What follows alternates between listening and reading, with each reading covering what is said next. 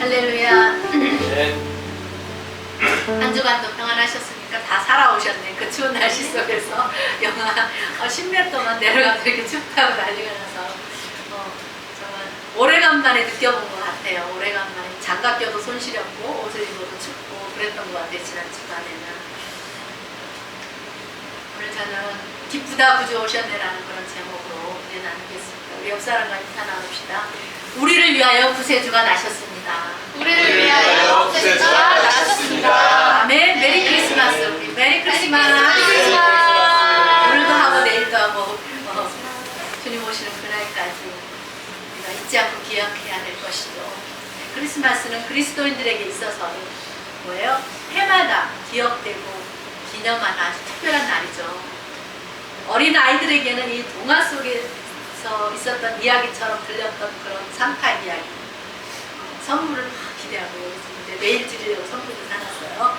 선물을 기대하면서 지냈던 그런 시간들 있죠.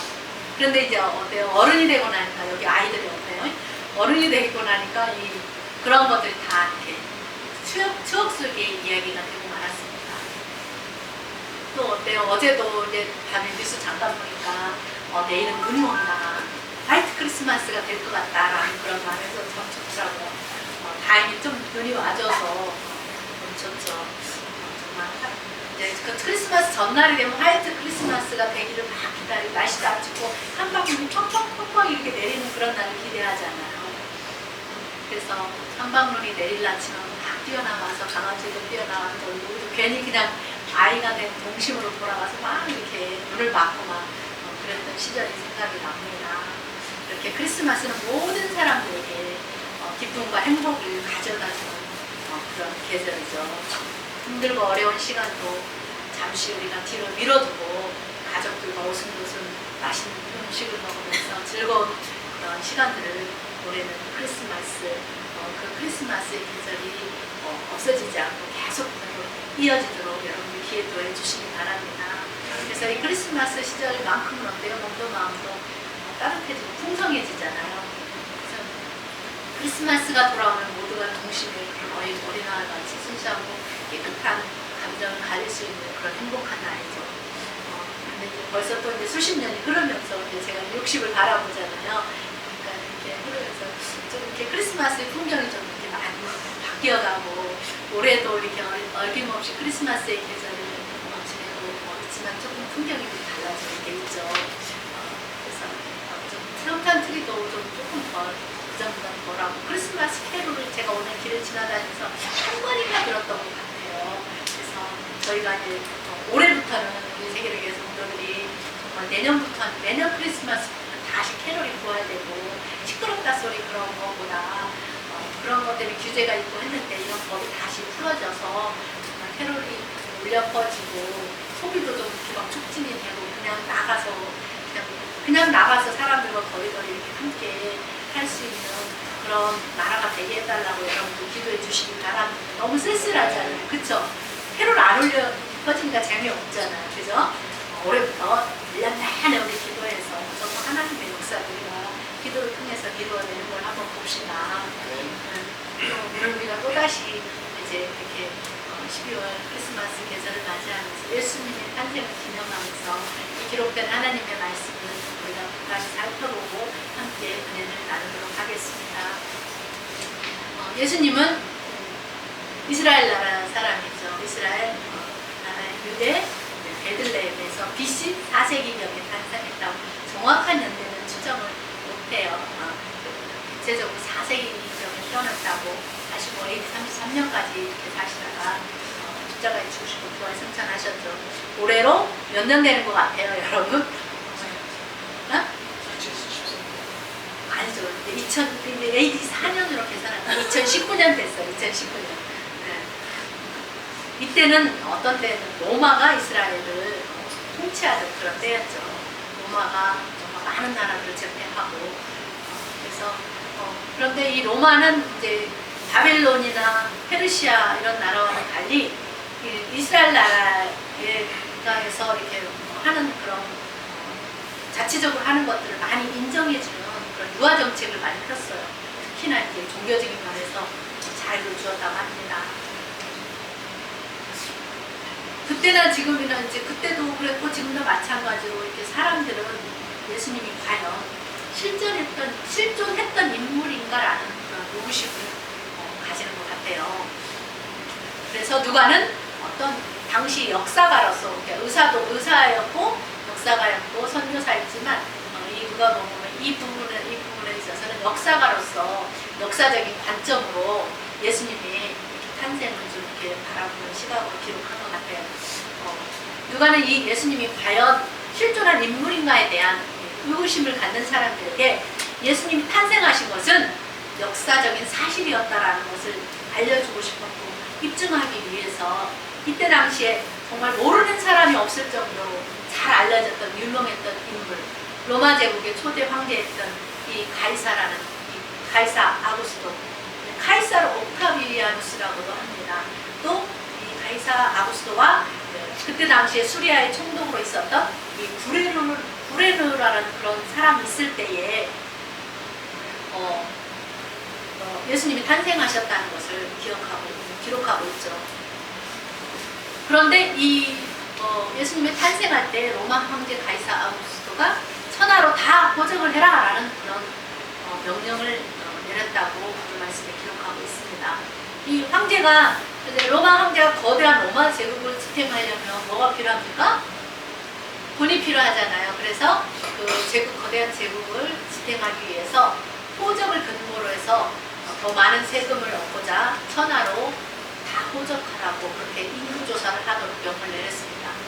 근데 이 포적을 구레노가 수리아 총독으로 되었을 때 처음으로 한 것이었다라고 이렇게 기록을 합니다. 여러분 무엇이든지 뭔가를 할 때 처음에 시행된 거는 그날은 누구나 잘 기억하고 있잖아요. 그래서 처음으로 한 거라는 이 말의 의미는 또 이렇게 기억할 수 있는 단서를 어떤 주고 있죠. 그래서 속일 수가 있을까요? 없는 거죠. 그래서 예수님의 탄생은 가이사 아구스도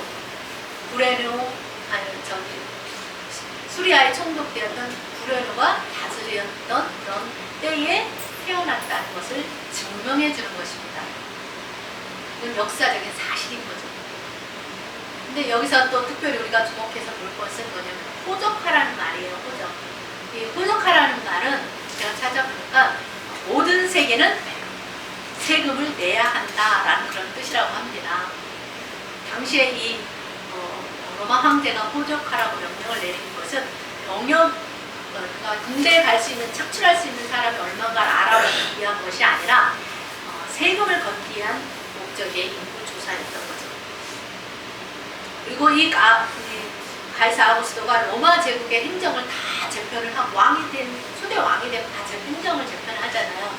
그리고 수많은 지역의 그 인구들이 얼마나 되나 조사를 해서 인두세를 부과했다고 합니다. 근데 이 인두세가 납세자의 입장에서 보면 굉장히 큰 부담이었고 형평성에 어긋나는 그런 불합리한 세금 제도였습니다. 그래서 역사적으로 이 인두세가 많은 조세 저항을 불러왔다고 합니다. 그러나 이 제도가 불합리해도 고대나 중세시대의 그 원시적인 행정력을 고려해 볼 때에는 세금을 철저하게 징수할 수 있는 최선의 방법이었다고 합니다.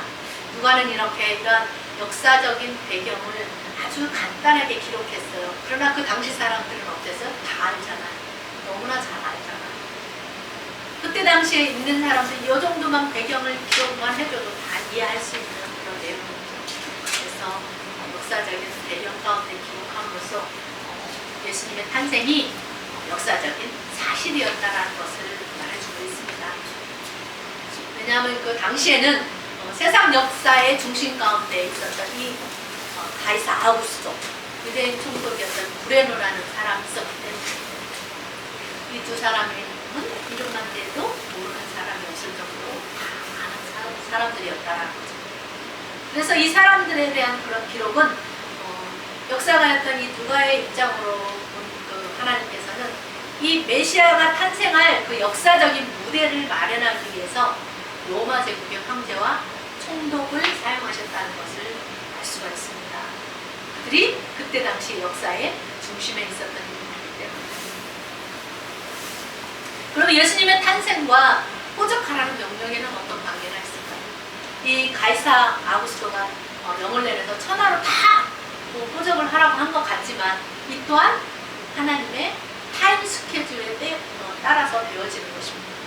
성경에 그런 말씀이 있잖아요. 참새 2마리가 한 아사리온에 팔려가는 것도 우리 하나님이 허락하지 않으면 그 가격에 팔려갈 수 없다라고 그렇게 말씀하신 것처럼 아주 작은 것도 하나님이 허락해야 그 일이 이루어진다는 것입니다. 하나님은 그래서 모든 나라의 모든 역사의 중심에서 하나님이 계획하시고 일하시는 분이신 줄 믿습니다. 네. 나의 삶이 지금까지 살아온 나의 삶이 나의 뜻대로 된 것 같지만 그렇지가 않아요. 정말 저는 모든 것이 다 하나님의 뜻에서 이루어진다는 게 정말 뒤늦게서 깨달아졌어요. 여러분들 그게 깨달아지는지 모르겠어요. 그 깨달으면 다 깨달은 거예요. 그러면 하나님은 모든 걸 인정할 수가 있거든요. 정말 하나님이 허락하지 않으면 안 되는 거예요. 한 나라의 일도 어떤 대통령이나 국회의원들이 나와서 막 하는 것 같지만 그 또한 하나님이 허락하심 안에서만 되어지는 것입니다. 당시 그 로마 제국 이 세계를 제패했을 때 하나님이 메시아를 탄생하게 하신 것도 하나님의 그 계획 안에서 되어지는 일이라는 것입니다. 전하로 다 호적하라 이란 명령은 이가서 5장 2절에 예언된 말씀을 성취하기 위한 하나님의 계획이었습니다. 또 인구조사는 각 사람의 고향에서 하는 게 당시의 관례였다고 합니다. 이렇게 가이사로부터 모든 나라에 내려진 그 명령 때문에 요셉과 마리아는 이 갈릴리 나사렛에서부터 유대 베들레헴이라는 그런 동네로 약혼한 마리아와 호적을 하러 올라갈 때 마리아가 이미 잉태되었다고 말씀하고 있죠. 이제 이 갈릴리 나사렛에서 유대 베들레헴까지 한 230km 정도, 예루살렘까지 한 170km 정도, 예루살렘에서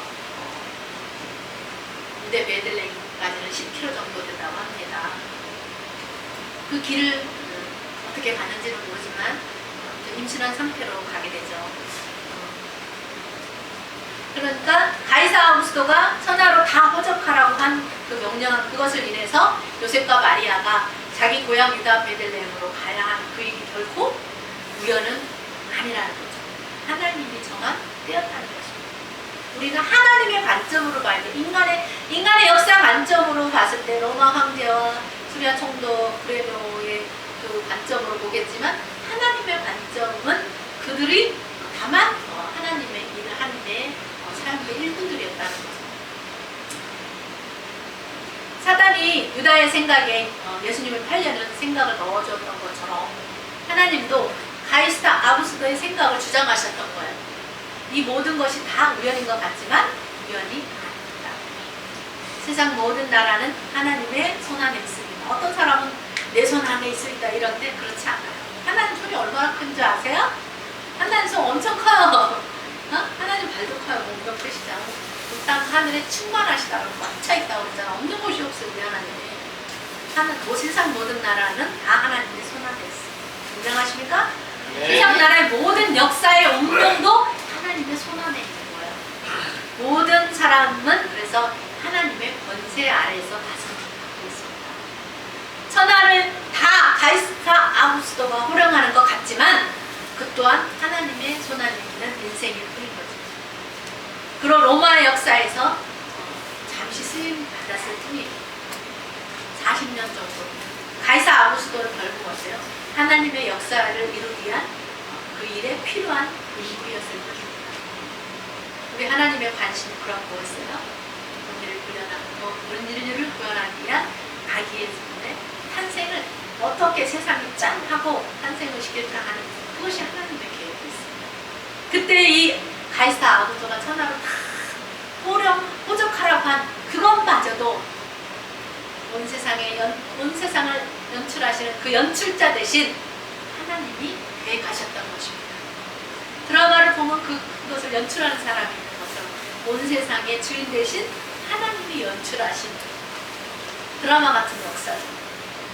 하나님은 이렇게 이방인 집권자의 그 마음까지도 주관하셔서 미가 선지자의 예언이 성취되도록 하셨습니다. 그러므로 우리는 하나님인 모든 나라의 역사의 주관자이심을 늘 신하고 인정하는 그런 하나님의 사람들로 살아가시기 바랍니다. 네.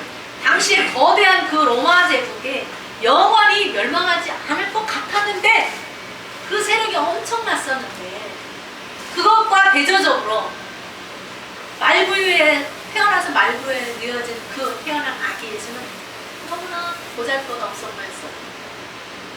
예수님의 탄생은 동방에서 온 그 박사들과 양을 치던 그 목자들 외에는 아무도 몰랐어요. 그렇게 거기에 있을 그때에 호적하러 와서 거기에 있을 그때에 해산할 날이 차서 첫 아들을, 그러니까 마리아는 예수님을 낳고 아무도 안 낳은 게 아니라 첫 아들로 예수님을 낳고 그 뒤로 형제 자매들을 낳았어요. 첫 아들을 낳아서 강보로 싸서 보이를 드렸어요. 예수님 그렇게 하나님이신데 그분이 그렇게 누추한 마구간에서 태어나셨고 부드러운 천이 아닌 정말 거친 그런 강보에 쌓여서 말먹이 통 안에 이렇게 누이신 것은 그때 당시에 호적하러 온 사람이 너무 많아서 영원히 있을 곳이 없었기 때문이라고 성경은 말합니다. 온 세상의 주인 되신 그 하나님이 사람의 몸을 입고 낮고 천한 땅에 그렇게 오셨습니다. 상상해보세요.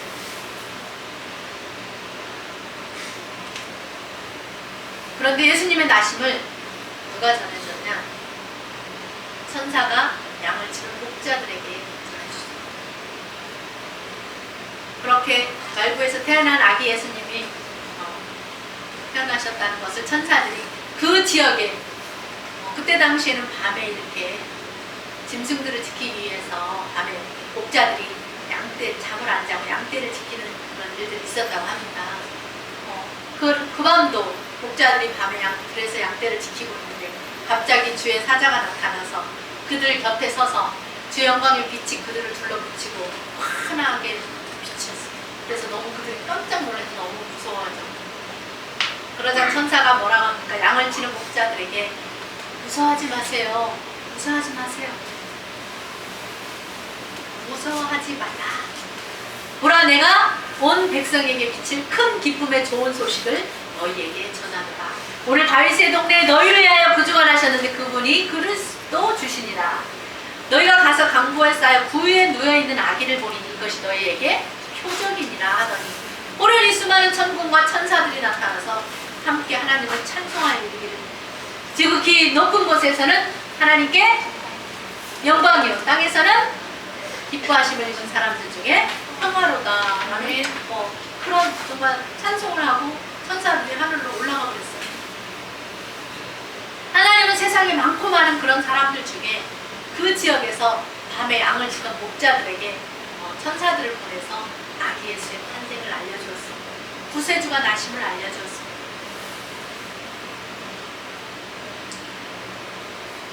하나님께서도 생각하셨겠죠? 이 아기 예수 탄생을 누구에게 먼저 알려줄까? 하나님도 아마 온 세상을 두루두루 살펴서 여기저기 쳐다보시고 사람을 찾았을 거예요. 이 아기 예수의 나심을 전했을 때 이 말을 믿을 사람을 찾았겠죠. 수많은 사람들이 있었지만 그 천사가 와서 말을 해줘도 믿는 사람은 믿고 안 믿는 사람은 안 믿어요. 하나님은 그 밤에 그 지역에서 양을 치는 목자들에게 아기 예수 탄생을 알려주셨습니다. 아무리 좋은 소식을 전해준다고 해도 다 믿는 것은 아니죠. 믿을 만한 사람에게 그 소식을 전한 것입니다. 갑자기 천사의 방문을 받은 목자들이 어땠을까요?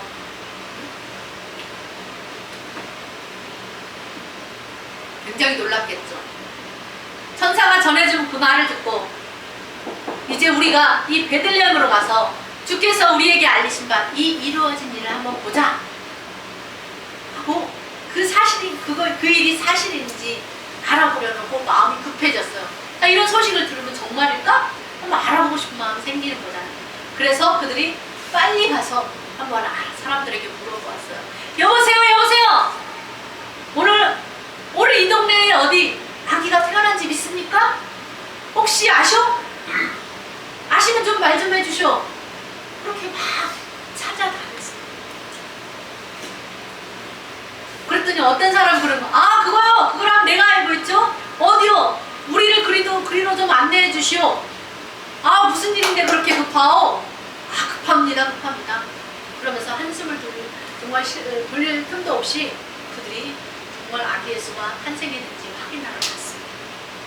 드디어 목자들이 마리아와 요셉과 구에 누인 아기를 찾았습니다. 와, 정말이네? 그게 무슨 말이요? 당신들 어디서 왔어? 우리는 양을 치는 목자들이요. 밤을 양을 치고 있는데 천사들이 와서 그럽디다. 무서워하지 마라.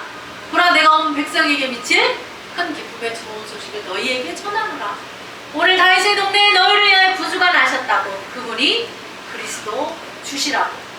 너희가 가서 강보에 쌓여있는 구에 누인 아기를 보리니 이것이 너희에게 표적이라고.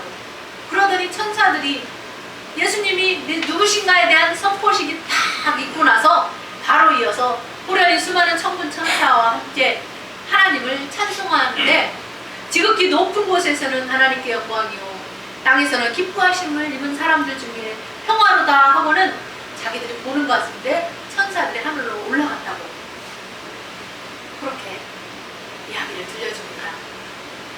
여러분, 어떤 기념식 행사에서 그 행사에 대한 축사가 다 끝나면 힘찬 음악이 짜잔 하고 막 울려 퍼지는 것처럼 천사들이 구주 예수가 나셨다고 예수님의 탄생을 알리니까 수많은 천군과 천사들이 하나님을 찬송했다는 거예요.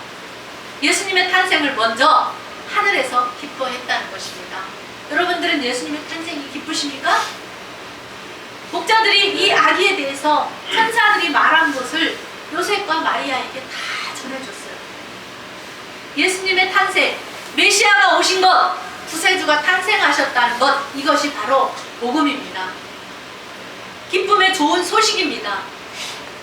목자들은 이 요셉과 마리아에게 기쁜 소식, 복음을 전해주었던 것입니다. 그들이 그렇게 전해주자 그 말을 들은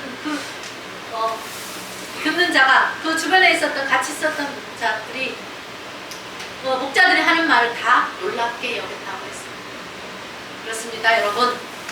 복음은 듣는 자에게는 너무나 신기하고 놀라운 일입니다. 여러분 다 그런 경험하지 않았습니까? 기쁨의 좋은 소식을 들은 이 마리아는 이 모든 말을 다 마음에나 새기어 생각했다고 했습니다. 목자들도 자기들이 경험한 거 너무나 말할 수 없는, 평생에 한 번 경험할까 말까 하는 그런 경험을 한 거잖아요. 누가 이런 경험을 해보겠어요? 특별한 은혜를 입은 거죠. 하나님께 선택을 받은 거예요. 그 소식을 알리는데.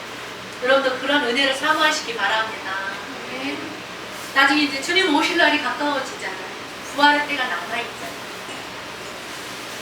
이렇게 목자들은 천사들이 자기에게 일러준 바와 같이 자기들이 들었던 거, 천사들이 해줬던 말이잖아요. 그 말을 들었던 거, 또 자기들이 직접 천사들을 본 거, 그 모든 것으로 인해서 하나님께 영광을 돌리고 찬송하며 돌아갔습니다. 목자들은 어떤 사람들입니까? 사람들이 천하게 여겼던 사람들이에요. 그때 당시에 우리나라에서도 백정이 있었잖아요. 이 백정은 어때요? 사람 취급 안 하고 천하게 여긴 적이 있습니다. 이 목자들인데요. 하나님은 그런데 그런 목자들이 택하셨어요. 목자들은 자기 양들을 위해서 어떻게 하는 사람이에요? 목초지를 찾아서 좋은 모를 찾아서 이곳저곳으로 돌아다닙니다. 아마도 이 목자들이 여기저기 돌아다닐 때마다 사람들에게 예수님의 탄생 소식을 자기들이 만나서 천사에게 들었던 이야기를 전하지 않았을까요? 어떤 사람 그 말을 해줄 때 어떤 사람은 그 말을 믿었을 것이고 어떤 사람은 그 말을 믿지 않았을 것입니다. 왜요? 자기들이 보지 않았으니까, 듣지 않았으니까. 그러나 보고 믿는 자보다 보지 않고 믿는 자가 더 복되다고 했습니다. 믿음은 당장 눈에 보이는 것이 아닙니다. 당장 보이지는 않지만 그것을 믿는 것이 믿음입니다. 목자들은 소문을 들은 것이 아니라 자기들이 직접 천사들이 전해준 말을 듣고 본 사람들이에요. 이런 사람들 뭐라고 해요? 증인, 마르투스, 증인이라고 하죠. 이것은 꾸며낸 이야기가 아니에요. 사실입니다. 팩트입니다. 아멘? 하나님이 외아들을 허물과 죄로 죽을 수밖에 없는 그런 우리들을 위해서 보내주신 것은 자기 백성들을 구원하기 위한 하나님의 계획이었어요. 그래서 예수님은 우리에게 굿뉴스, 좋은 소식, 된 소식인 것입니다.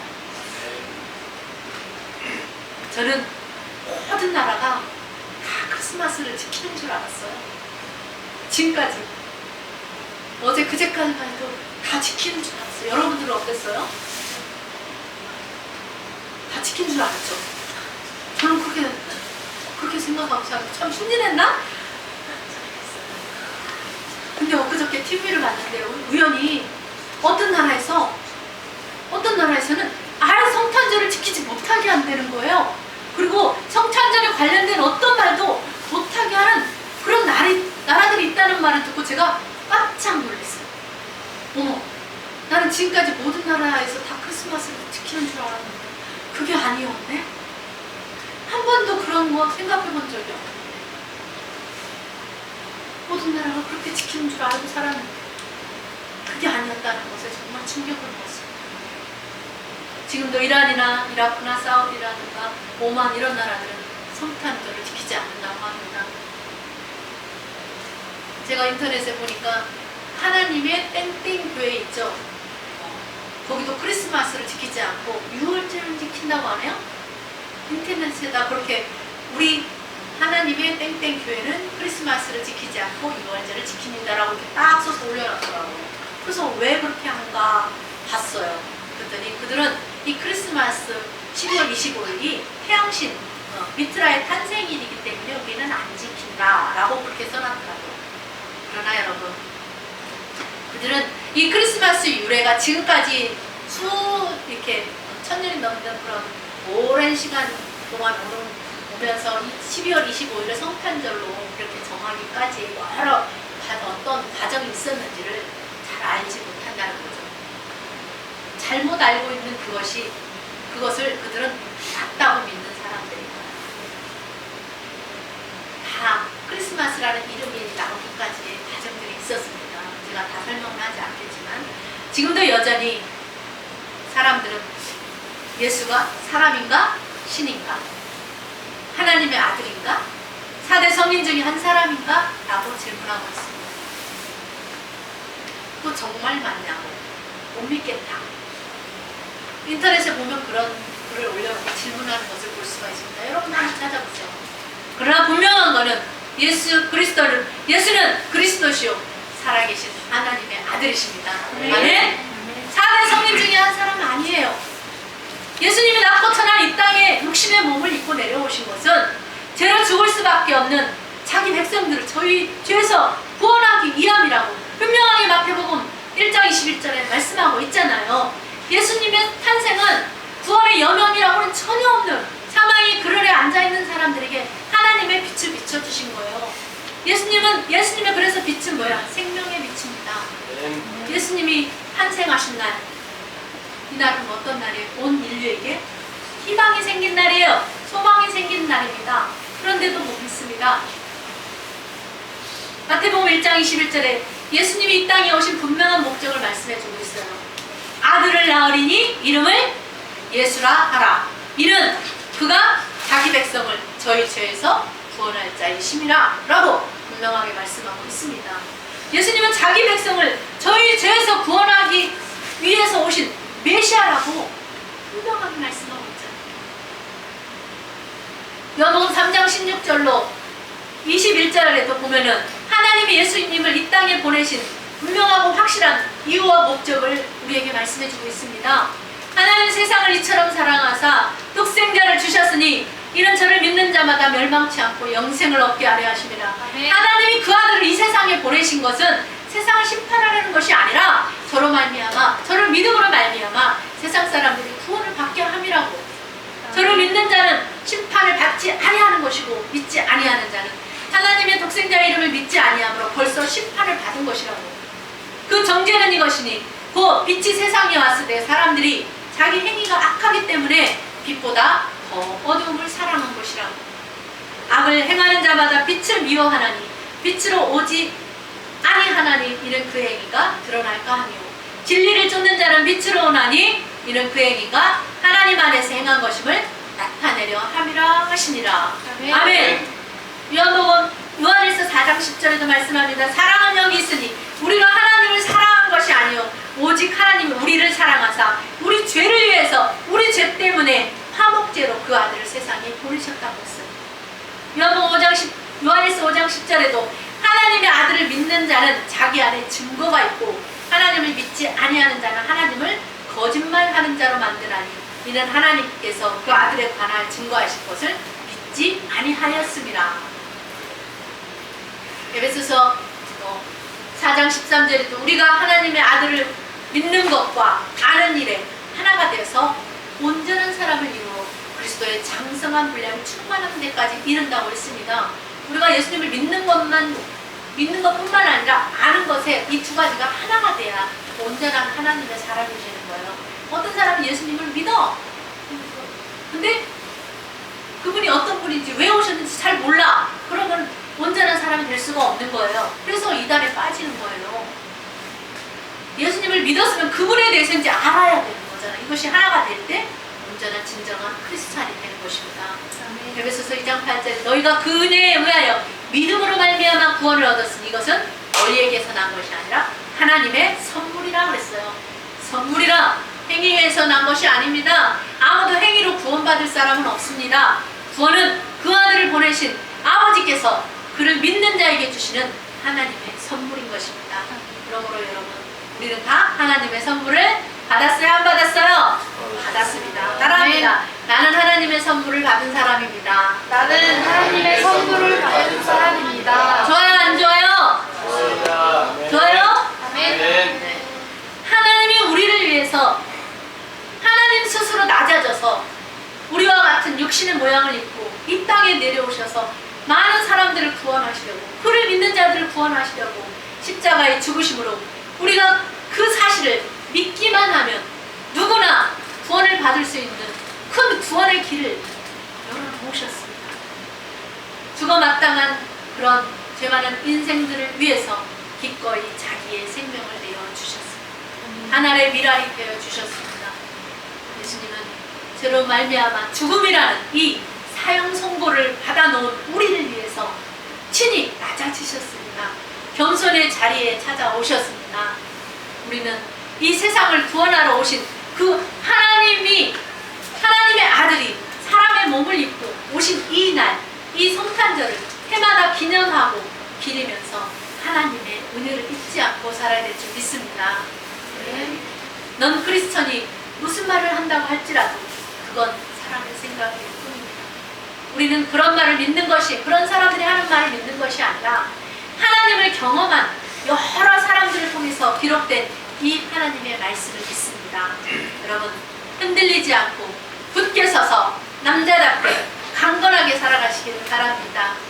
지금도 수많은 크리스찬들이 자기에게 주어진 삶을 열심히 살면서 목자들이 듣고 만난 동방 박사가 만난 아기 예수, 주의 사자들과 천사들이 마리아와 요셉의 꿈을 통해 전해주신 그 말씀을 믿고 수천 년이 지난 지금도 주님 오심을 많은 사람들이 기뻐하고 축하하고 즐거워하며 널리 전파하고 널리 증거하며 살아야 될 줄 믿습니다. 저와 여러분도 이 기쁜 복된 소식, 이 복음을 많은 사람들에게 전해주는 복된 삶을 살기를 주님의 이름으로 축원합니다. 아멘. 기도하겠습니다.